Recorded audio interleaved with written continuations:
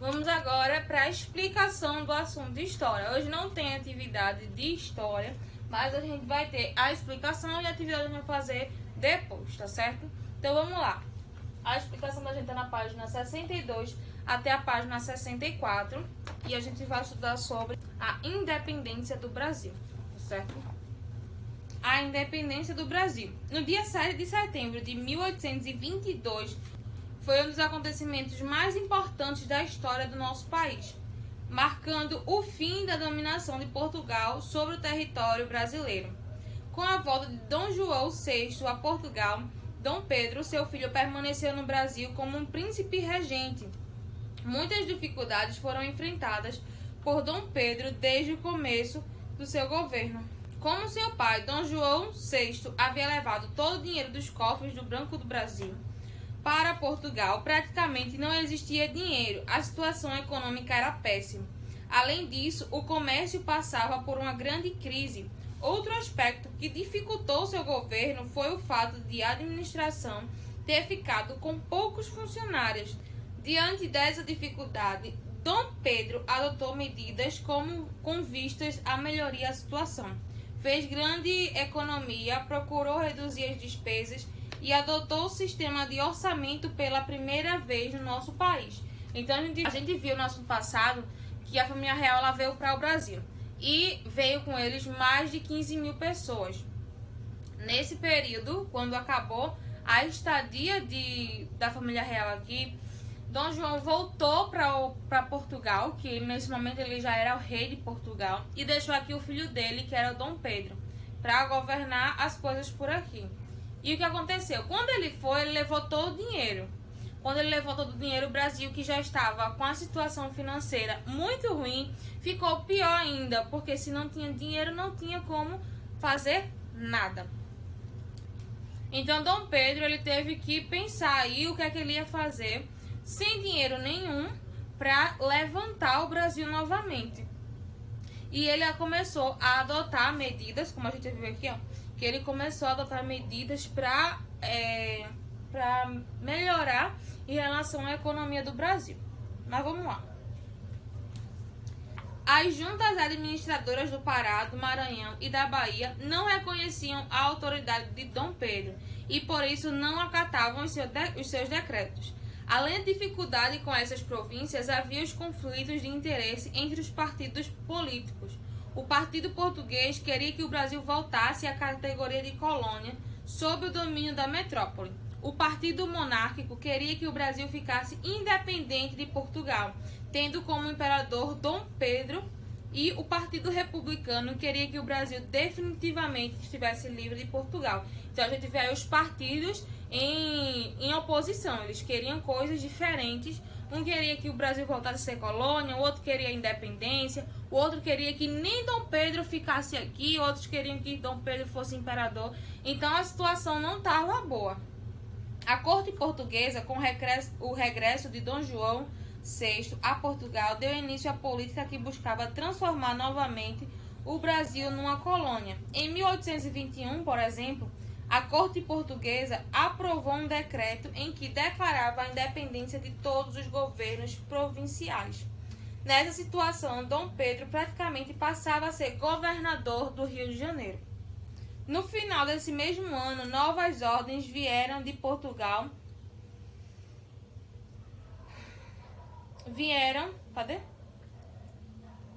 Novas ordens vieram de Portugal. A extinção do poder central e a exigência do retorno de Dom Pedro a Portugal com a finalidade de completar seus estudos para um dia ocupar dignamente o trono português.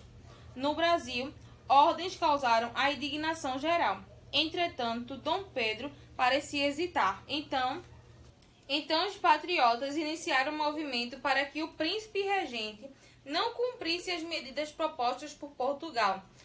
Aderiram a esse movimento muitas representações das províncias que pediram a Dom Pedro que permanecesse no Brasil, sem acatar as ordens vindas de Lisboa, Portugal. O movimento foi tão intenso que em poucas horas a mensagem do Senado da Câmara assim era chamada a atual Câmara Municipal do Rio de Janeiro, recolheu 8.000 assinaturas que foram solenemente enviadas ao príncipe. Depois de alguma hesitação, Dom Pedro autorizou que divulgassem seu pensamento da seguinte forma: como é para o bem de todos e a felicidade geral da nação, estou pronto. Diga ao povo que fico. Essas palavras ficaram registradas numa carta que Dom Pedro encaminhou a Dom João VI. Nesse mesmo dia, 9 de janeiro de 1822. Esse dia passou a ser lembrado como o Dia do Fico. Assim, houve muita festa por causa da decisão de Dom Pedro, já que era grande passo para a independência. Então, Dom João mandou chamar ele disse que não iria, que iria ficar, e esse dia, que foi dia 9 de janeiro de 1882, ficou conhecido como o Dia do Fico, que foi o dia em que ele resolveu abrir mão de Portugal para ficar por aqui. Em virtude da decisão de Dom Pedro, uma esquadra vinda de Portugal atracou no Brasil com a finalidade de levar o príncipe ao seu país de origem. Porém, ela foi obrigada pelo próprio Dom Pedro a regressar. Diante dessa situação, a corte portuguesa procurou impor outras medidas para conseguir recolonizar o Brasil. Mesmo assim, Dom Pedro permanecia tomando providências em favor da independência, sempre orientado por José Bonifácio. Foi oferecido a Dom Pedro pela Câmara o título de defensor perpétuo do Brasil. Outros acontecimentos ainda ocorreram. Umas assembleias constituintes foram convocadas. Todas as tropas portuguesas que chegaram ao Brasil eram consideradas inimigas e havia uma luta na Bahia contra os soldados de General Madeira, oficial português. Para a Bahia foram enviadas forças para ajudarem os nacionalistas na luta contra Madeira. Além disso, em 1822 foi lançado um manifesto defendendo a independência pelo próprio Dom Pedro. Após a análise da situação no Brasil, foram encaminhados a Dom Pedro despachos vindos de Portugal e a carta de José Bonifácio e de Dona Leopoldina, princesa regente, que chegaram às mãos de Dom Pedro no dia 7 de setembro de 1882, às margens do rio Ipiranga. Ao ler os decretos e as cartas, Dom Pedro percebeu que chegava a hora de agir. Nesse momento, voltou-se para a comitiva e a guarda que estava adiante e disse: camaradas, as cortes de Lisboa querem mesmo escravizar o Brasil. Cumpre, portanto, declarar já a sua independência. Estamos definitivamente separados de Portugal. Prosseguiu, erguendo a espada e falando solenemente: independência ou morte. Aí a gente tem aqui um quadro de Pedro Américo, que é um pintor paraibano. Ele fez esse desenho aqui. Vamos para a página 64. Tem uma curiosidade aqui, aí vocês podem fazer a leitura dessa curiosidade, tá? Página 64. Ao chegar a São Paulo, o povo foi receber o príncipe com muita euforia e dando vivas à independência. À noite, o hino da independência, cuja composição é do próprio Dom Pedro, foi cantado e houve um espetáculo de gala. Após 3 dias, Dom Pedro partiu para o Rio de Janeiro e ao longo de toda a viagem foi saudado pelo povo. Então foi aclamado imperador do Brasil no dia 12 de outubro do mesmo ano.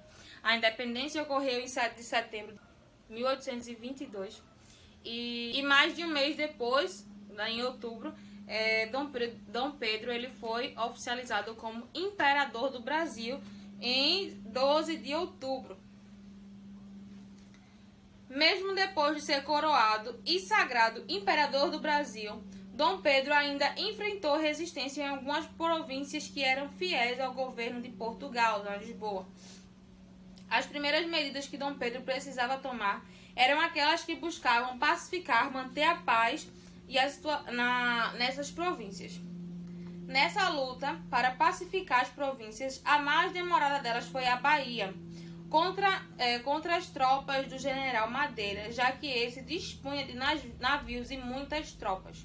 O general conseguiu resistir por alguns meses, mas foi obrigado a partir para Portugal quando o povo de Salvador foi bloqueado pela esquadra do almirante Cochrane, que também venceu a resistência lusitânia no Maranhão. No Pará, a resistência lusitânia foi vencida pelo capitão Grenfell. Ainda havia resistência localizada no Montevidéu, na província cisplatina, que só foi vencida em 1822. Mesmo com as derrotas, Portugal só reconheceu a independência do Brasil em 1825, 3 anos depois que Portugal realmente disse: tá, a gente entrega os pontos, que a partir de agora o Brasil é independente de Portugal. Com a proclamação da independência, o Brasil deixou de pertencer a Portugal, podendo criar suas próprias leis, não estando mais dependente dos interesses do governo português. O Brasil passou a ser uma monarquia, que é a forma de governo em que o poder é exercido pelo rei ou pelo imperador. O Brasil deixou, a partir do momento em que foi declarada independência, em 1822, dia 7 de setembro, tanto que a gente tem o feriado hoje em dia, que é o dia da independência do Brasil, o momento em que o Brasil ficou totalmente livre de Portugal. Portugal não comandava mais o Brasil da forma que comandava, que tudo tinha que passar para lá, que o rei poderia chegar aqui e pegar todo o dinheiro. Então esse momento ele chegou ao fim com a independência do Brasil, que Portugal só veio reconhecer 3 anos depois, em 1825. A partir desse momento, ele passou a ser uma monarquia. E o que seria isso? Onde não tem ninguém ligado, não é mais uma colônia, que o rei de lá comanda. Quem comanda é quem está aqui, no Brasil. Então, a gente não vive numa monarquia, tá? A gente depois ainda vai estudar o momento em que a monarquia acabou. Mas aí foi o início da monarquia, porque o Brasil passou a ser comandado por passa a ser comandado por reis ou imperador. Nesse momento era o imperador, porque era Dom Pedro I que começou a comandar o Brasil, e ele foi declarado como imperador pouco tempo depois em que o Brasil se tornou independente, certo? Então aqui a gente finaliza a nossa explicação de hoje, e nas próximas aulas a gente vai fazer a atividade. Hoje é só a explicação, certo? Daqui a pouco a gente volta.